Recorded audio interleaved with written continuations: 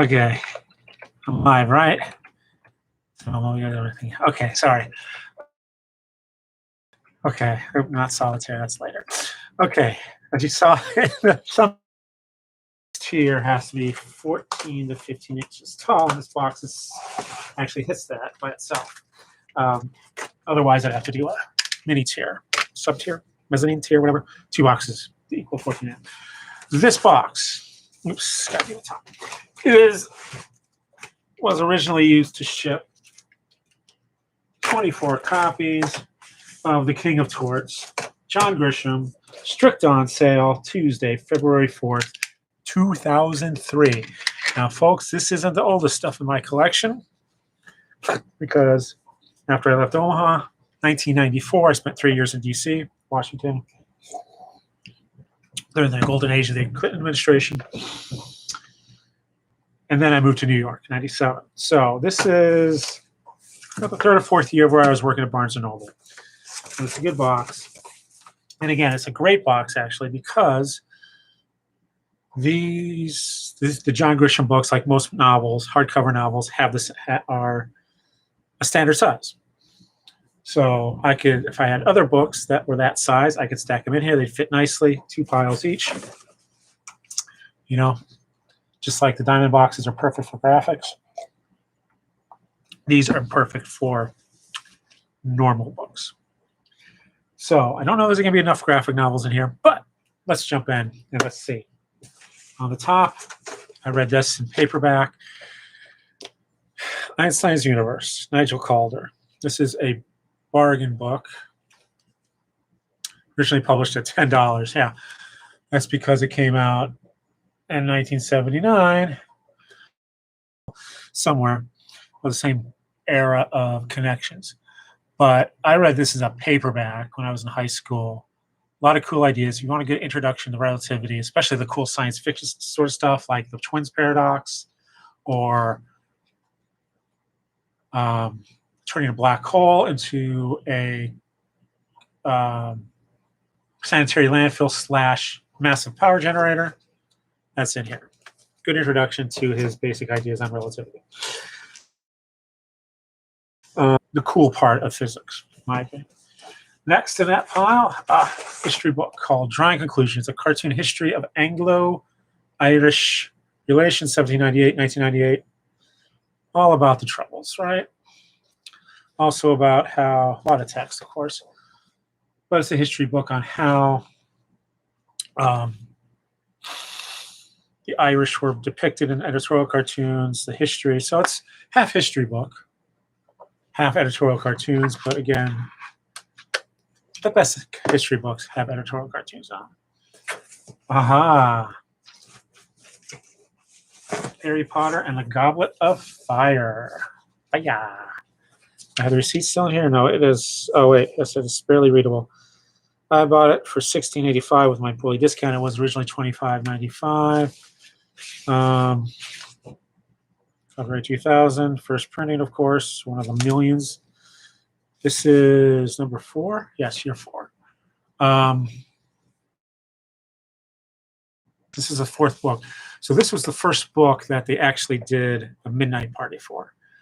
Third book was Prisoner of Azkaban. Came out in the U.S. about a month or so later. Here's a story of mine from Barnes & Noble, working at the information desk. Is somebody came down and said, hey, somebody left this copy, British edition, of the Prisoner of Azkaban in the bathroom. So we said, oh, man. Put it in lost and found about 30 minutes late. Less than 30 minutes later, little girl came up, claimed it. She had bought it from Amazon UK.co.uk in advance because she didn't want to wait for the Scholastic edition that came out. And then once Scholastic realized all the hubbub going on year 3, first 2 volumes will share on the bestseller list. After 2 years, they said, we need to do what I call the Midnight Madness parties, which we did at our store at Lincoln Center. For the first 2, number 4, number 5, we were the media centers. Then they moved it downtown to Union Square, which is a lot bigger space, better set up. But because of this book, it came out on my birthday, or the day after my birthday. We got it in because it was only the 4th book. There There weren't the restrictions packing us, getting ready, thousands of copies. I started reading it because we were the media center for Barnes & Noble. A New York Times photographer came by, snapped some photos of me. Stupidly, I did not get her card and say, hey, all the photos you don't use, I'll buy them from you. No, instead what happened is they picked one, ran it in the paper. I bought multiple copies of the paper later. And yes, I am in the New York Times if you look for me. This is 2000, yes. So July 7th, 8th, 2000. I think I'm in section B, the city section. Just Google my name. I'm easy to find. Most people don't look for me, though. That's the problem. And you'll see my scene there at work on the clock. Yeah, taking a quick read at the copies. Is a University Press title. The hardcovers usually are shipped like this, no dust jacket. No price because they just keep them in stock for years until they sell out. Again, they don't have print up a lot of these. There might be 1,000 or so copies of this edition, maybe 10,000 of the paperback. But what this is of course the seal of approval, the history of the Comics Code by Amy Kist Nyberg, University Press in Mississippi, which has a great selection of academic books, academic treatises on comic books, comics in general. What I especially like about this is the appendix. So we have the Association of Comics Magazine, Publishers Comics Code 1948, before the Senate hearings. Then after that, the Comics Magazine Association of America, Comics Code 1954, the revision from 1971. Thank you, Spider-Man and Stan Lee, and Housing, Education, and Welfare. Yeah, look it up. Comics Code of 1989. And that was it, basically. And then it was just basically an organization name only. But a good history. I recommend it. As I said, seal of approval, Comics Code Authority, good history book on it. This was, though, from early 20th century. Let me see, 1998. So things have changed since then. Code died. The Comic Book Legal Defense Fund took over the property, intellectual property. And here we have A Treasure Victorian Murder and the Mystery of Mary Rogers, true story, murder mystery set in late 18th century New York City. Might have been before the Edgar Allan Poe was inspired by this murder mystery. She was working as a tobacconist. Rick Gary, of course, wonderful style, wonderful illustrator, especially architectural. But he's done a whole series of these different centuries, murder mysteries. MBM, this was $16 hardcover. I highly recommend just about anything he does. His early stuff's a little weird. Might have seen him in National Geographic. But this stuff, the history stuff he does for MBM, I don't know if he's still doing it, but good, really good stuff. And they're all true stories, murders of some sort. Sandman Book of Dreams is an anthology done in collaboration with Harper Prism. Not signed. Some good stories in here. Some of them inspired by someone taking place within it. Barbara Hamley's in here. George L. Effinger, Ted Williams. These ones I recognize. Gene Wolfe. Tori Amos says the afterward. Nancy A. Collins. So, again, just words, no pictures. Here we have still mint, not taking it out of its wrapper. Comic Book Culture. I think this is Comic Book Culture Fanboys and True Believers. There's the hardcover ISBN. That's going to cost you probably $50, $60. Paperback will probably cost you $20, $25. Again, nothing fancy, but I probably have a hard. Yes, early. This might even be his first book, one of his first. Craig Yo's Weird Tune Factoids. I actually bought this as a bargain book. I think it says no barcode on it. There he is, much younger. Still a great guy. Weirdbuttrue.com. I doubt that website works. But yeah, Craig Yo, great guy.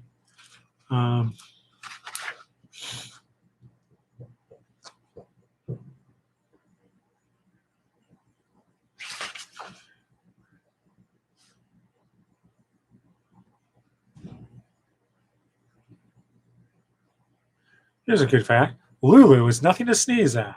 Marge, the cartoonist, planned to have little Lulu be a spokestune for Kleenex.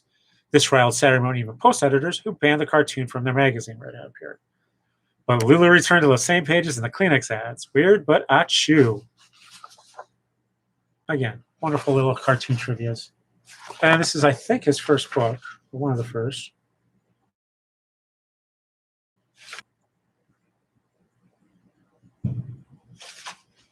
$19.99. I should have him autograph this. There's a self-portrait of him. Great guy. Does great collections, anthologies, historical anthologies and comics. Recommend him highly. He's a great guy, too. If you hear him speak, he's fun. Ooh.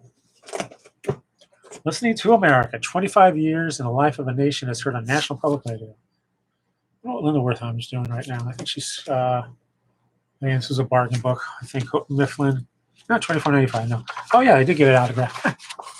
1995. I was still in D.C. So, yeah. At the same time, there was also a book of transcripts from National Public Radio.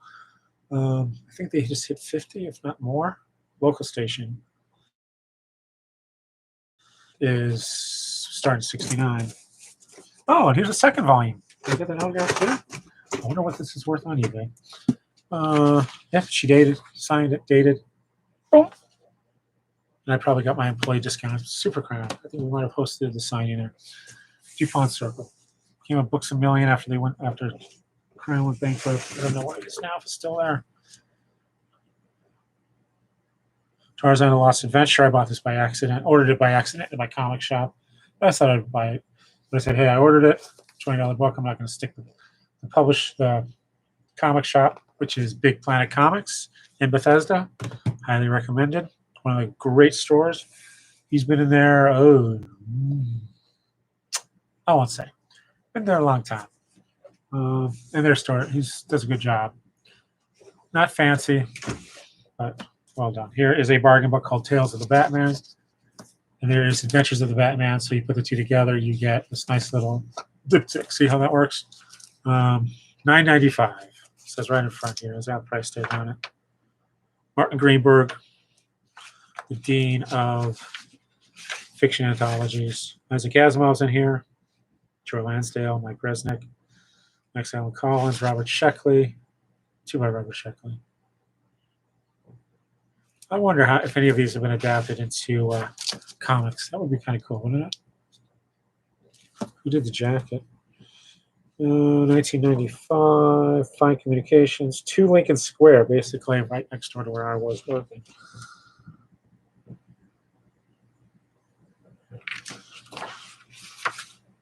MJF Books. Okay. And, oh, yeah, there's the other one. Let me go and show you.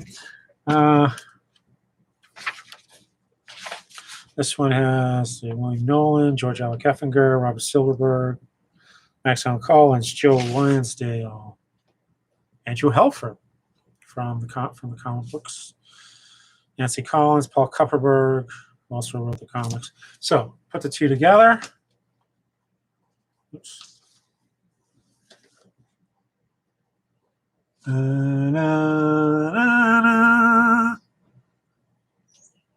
Make them kiss. I don't know. Anyway, so halfway done. It's only 15 minutes, so we're doing good. Again, these nice big thick books help do that. Here, we're a graphic novel here. It's A Good Life If You Don't Weaken, a picture novella by Seth. No, it's been inside. Oh, there's a small. It's been $29.95. Oh, it's a tin book plate. Number 202 of 500. Yes. Very nice. I don't know what he's up to. Harlan Ellison, Slippage.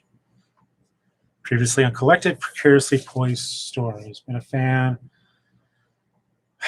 since the summer after graduation. There's a book number. I don't know what this is cost you. Oh, sorry. What that will cost you now. $22 originally. Basically how to use bookstores in Omaha. They're Not complete, but a good starting point of all of his books. Um, so I basically haunted every bookstore I could, every library in Omaha, even went down to the University of Nebraska-Lincoln to read his books. I prefer his criticism more than his short stories, but they're all good. If you're going to start anyway, try the 35th Anniversary Anthology, which was published in Omaha too. I'm blanking on it now. Sorry, big thick book. Still print, I think. Somebody else has read it. Here we have. This is a collection. There's 3 volumes together. It is the 2,548 best things anybody ever said. Robert Byrne. He's probably done another 2 more collections. Basically, these were. Oh no, this is the first 4. The 637 best things anybody ever said. This was a bargain book. So I don't know what the exact price was for 1996. At random. Housework can kill you if done right. Emma Barnbeck. Veni Vita Visa became We Saw We Went Shopping by Jan Barrett. Art Like Morality consists of drawing the line somewhere. G.K. Chesterton. Agree, for the law is costly. The length of a film should be directly related to the endurance of the human bladder. That is true. Although for me, I think it was psychological. It was like 10 minutes before the film ended, no matter what film it was. Lord of the Rings, Endgame, Lion King. Well, I don't know. I don't know exactly, but basically the length doesn't matter. It's just like my body says, oh, the film's almost ended. It's time to go to the bathroom. And then I usually have to sit there because I would wait for people. I'd always sit through the credits, so let people exit the room. But also, because by the time the credits are done and I exit, people are done going to the restroom. Now, in a multi-level theater, you're lucky because you can usually, everybody goes to the nearest bathroom. Me, I go down a level, go back to the corner, no line, nobody's using it, boom, in, out, no reservation required. That's when you remove movie hacks. Nowadays, no one's going to movies at all, so you got the whole theater to yourself. Although, if you want a private room, usually the bathrooms are large enough, oversized. But try the family room. Yeah, I know, if you don't even have a family. Here we have Standing in the Rainbow by Fannie Flagg, author of Fried Green Tomatoes, also noted actress. Random House 75th Anniversary. Oh, here, this is a free book. This is how we used to do it. So, if we got a free book at the bookstore, you know, something in the mail, review copies, or we brought it in, it was our own, you would get it stamped, store 2628, date, November 2nd, 10th, 2002, and I don't know if that was a manager or a security guard. But free book for $26. That's when I was at the bookstore. Nice books, they're fun. Fried Green Tomatoes, read the book. That's recipes, in case you wanted to make your own. But again, nice, quiet, not too offensive. On the other hand, we have Stephen King, Everything's Eventual, 14 Dark Titles. Includes the e-book sensation Riding the Bullet. And again, this was a free book, so it says comp on it. So I can take it in and out, please. Comp. So yeah, it's not really, but bada bing. This didn't come with it, I don't think. But this is Listen to Stephen King read the first chapter of his new novel, not available in print form until, wait for it, September 2002.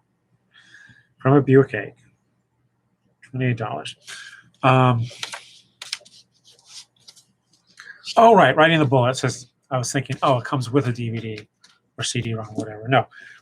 Ebook sensation Riding the Bullet means he had done an experiment online, and this is, turn of the century, turn of the millennium, and second printing. So much like The Green Mile was an experiment in serialized storytelling, this was serialized storytelling, but online, on some chat room somewhere. I'm sure it's archived on the internet somewhere if you delve deep enough. There is, I think, it's not M space. A few years after a year or so after this, maybe 3 or 4 years after that, there was one that came out where he had done a motion comic with Marvel. And there's a special edition like this, hardcover, but has the disc in the back. I have to get that. Yeah, that's my collection. Here we have Home on the Range, A Century on the High Plains, James R. Dickinson.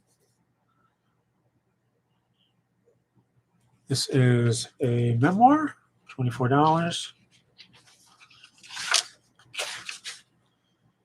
Scribner, 1995.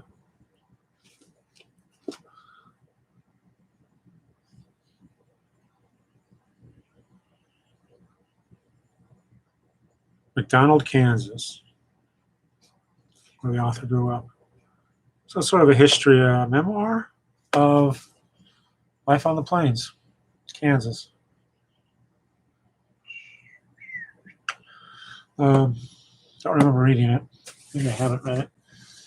Here we have an ARC I used to do back in the day. Oh, this is a fun book.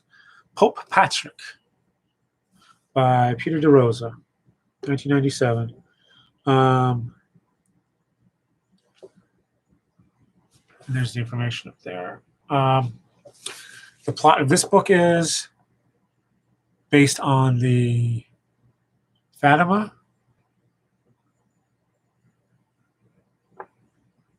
prophecies.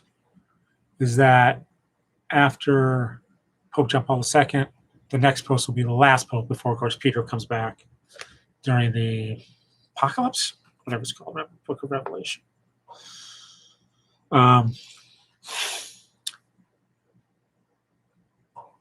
Problems ensue with the election.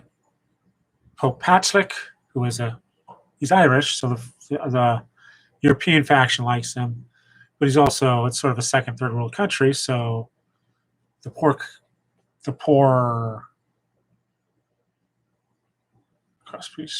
cardinals like him, so he becomes a compromise candidate, and he becomes the first Irish pope.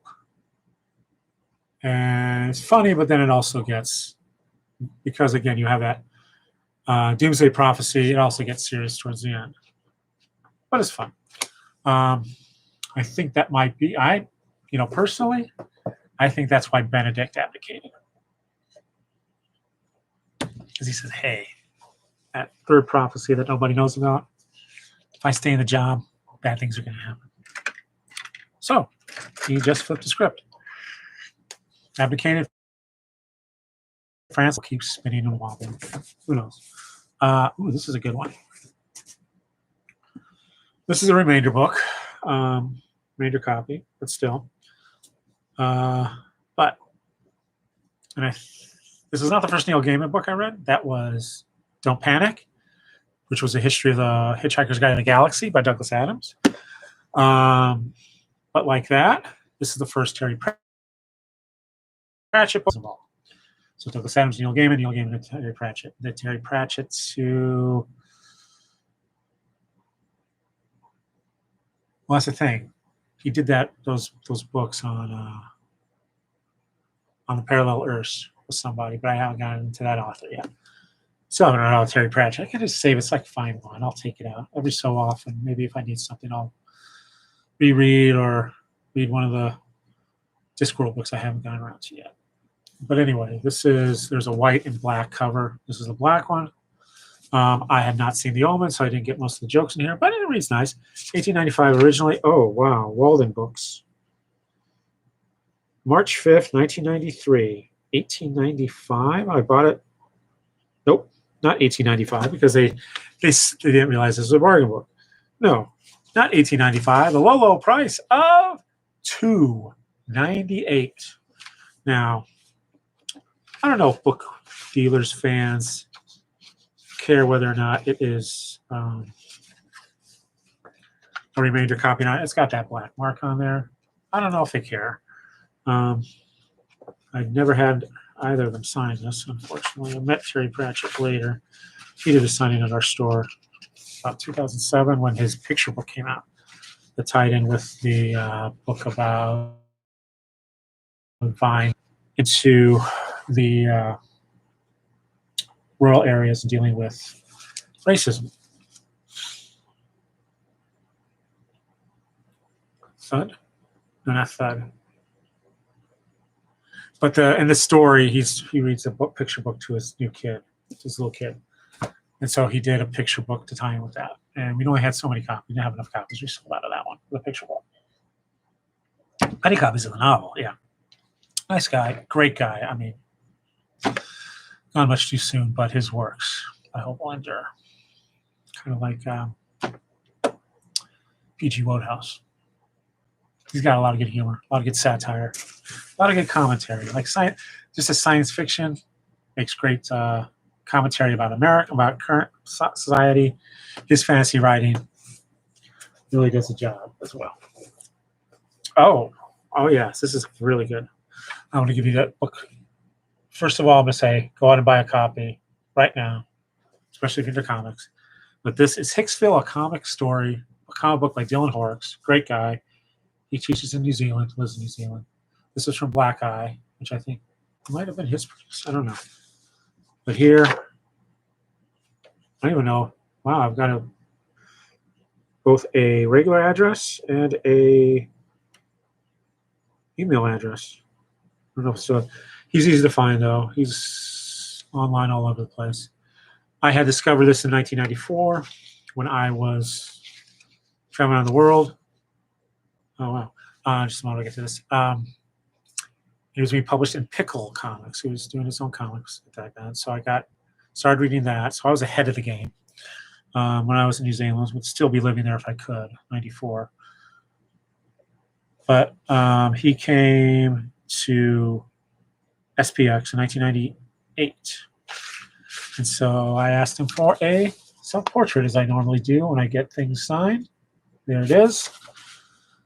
God, it's over 20 years ago. Hey, looking forward to seeing you again soon. Good old New Zealand. Anyway, Hicksville. Great story about comics.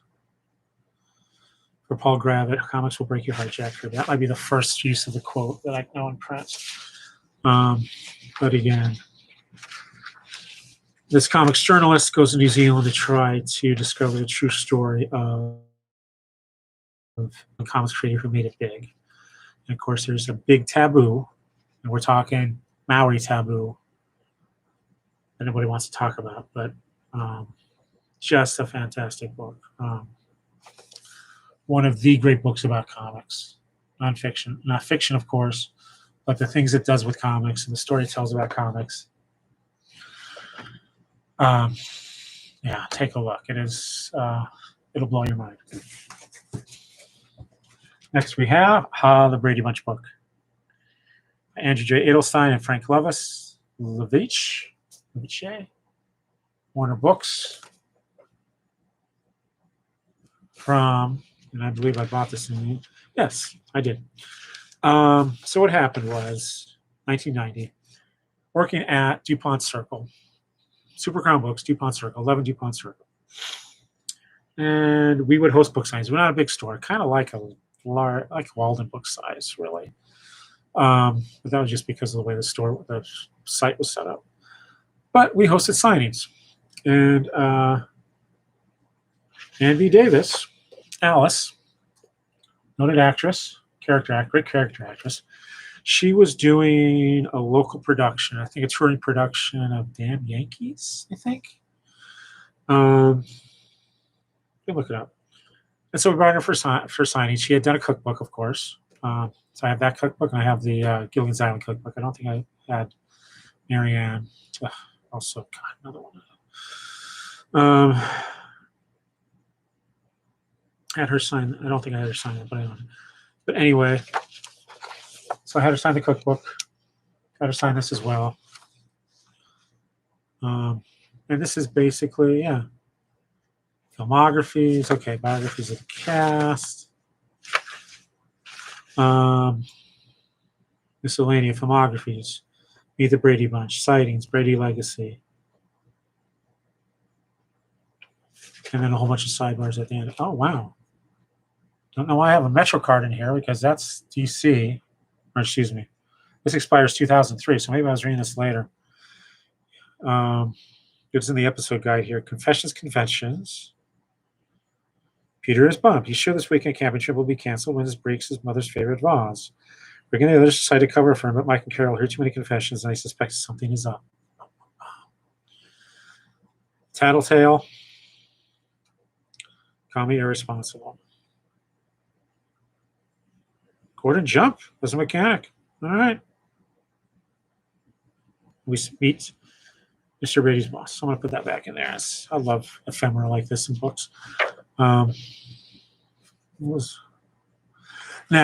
if you're like the Brady Bunch, I'll also recommend the Brady book by the Brady Bunch Variety Hour. I don't think it's written by Cindy, although I think she did the introduction. And man, I will warn you, the Brady Bunch Variety Show, first of all, it is a Crofts show. So done the same time as Donnie Marie. And if you remember Donnie Marie, yes. Not as bad as the Star Wars Holiday Special, but I remember one year,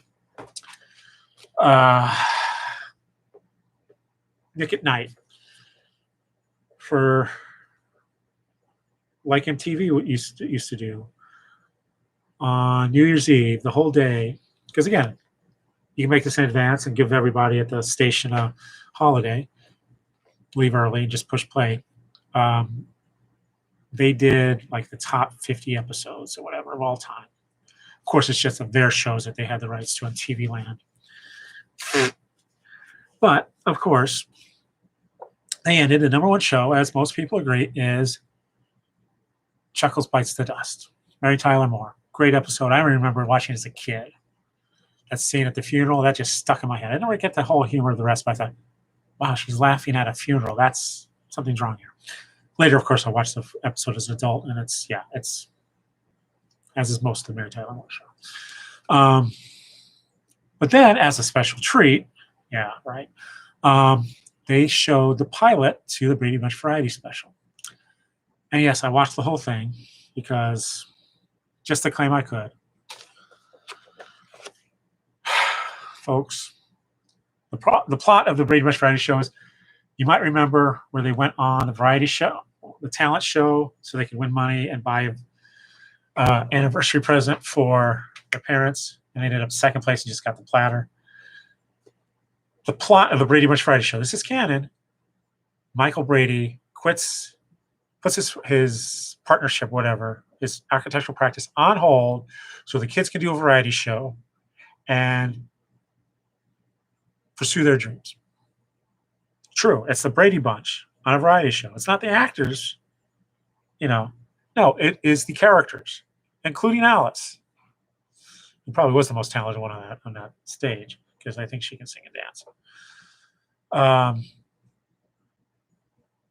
So that first episode, is it Robert Reed? Mr. Brady, who again hated the show. Shakespearean actor, hated it. Susan Olsen. That's who I was thinking of. Susan Olsen. She wrote or co-wrote or added to that book. He got Tony Randall to guest star. And Ruth Buzzy was a regular guest star. She was like the comedic actress on that. Comic relief, that was it. Don't know if they ever did skits with Hamby Davis. That would be worth seeing. So he comes on, does a talk, I think does a few skits, and then at the end they do a disco medley. Folks, I mean, it's Crofts Super Social. You kind of already know what to expect with Donnie Marie, okay? So it's Donnie Marie style production, but all 9 of them on stage. I think they might have had a aquatic troupe, mermaids, something, doing synchronized swimming to add glamour. Yeah. Basically, it's halfway between Donnie Marie and Lawrence Welk. Okay, put the two together. Lawrence Welk, orchestra, old people. Crofts, Donnie Marie, pop music, big stage. Yeah, something for everybody. So I watched it. God, I watched it. But we don't talk about that anymore. But yeah, watch at least one episode just so you can say you did. You can get the street cred, and you can say, "Oh, you think you've seen something bad." Anyway, next we have Arabs in Israel for Beginners. I don't really consider these comics. It's more like an illustrated nonfiction. They're nice. This might have been a free book. Writers and readers. Nice. I mean, the thing is, there's photos in it, so the cost of production is cheaper for the publisher. This was $10 back in 1993. So I picked up a few. The one on sex is interesting because it has Dennis the Menace inside. They used Dennis the Menace as clip art, and I think they got sued for that. Rightly so. Ooh. Frederick L. Schott, highly recommended if you are into manga. Dreamland, writings on modern manga. Japanese comics for otaku. This is before Pokemon saved the comics industry here. There is your barcode. Stonebridge Press out of Berkeley. Copyright 1996. A good introduction. There's some cool stuff in here, especially a small print manga. What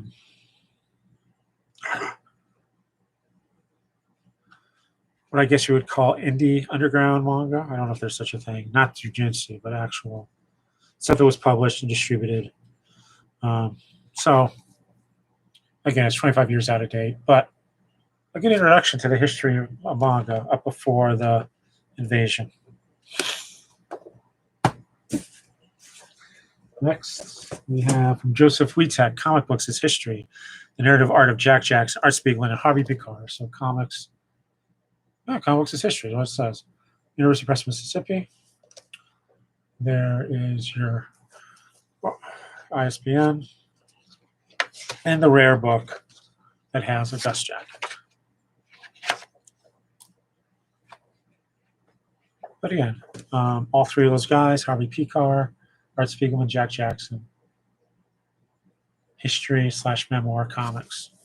And this is... There's some nice illustrations in here. 1989. I probably bought it when I was in DC. Not DC, when I went to Barnes & Noble.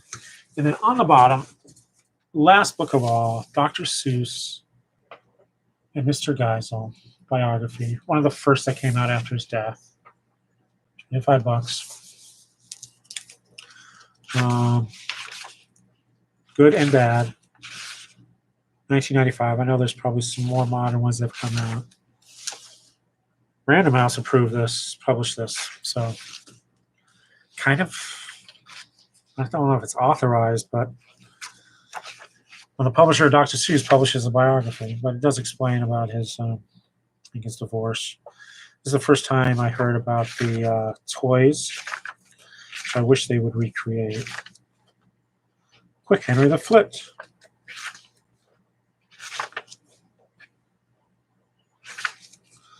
No, there's no picture of it here. But with AMC Corporation, when they were still doing toys, he did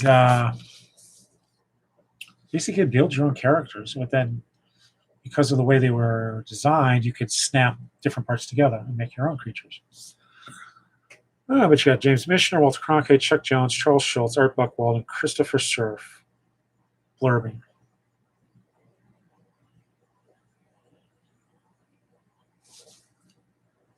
Apparently, I guess they knew him.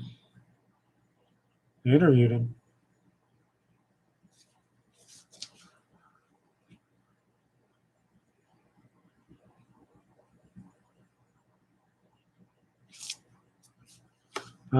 Let me just check in the back here.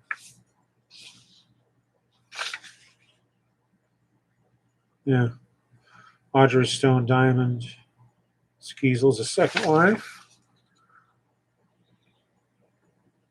Helen Marion Palmer Geisel was his first wife.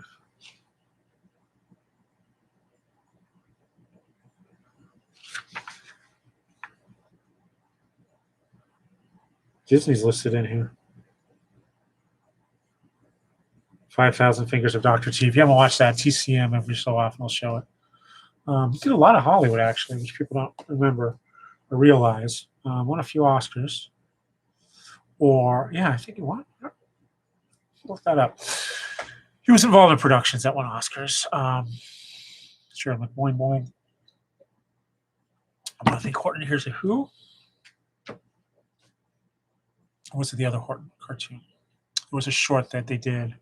I think McKimson did it with for Warner Brothers, where they adapted his story. No, Horton Hatches an Egg. That was the one. Horton Hatches an Egg was, yeah. That I think was Oscar nominated, not won. Jeremy Boing Boing won.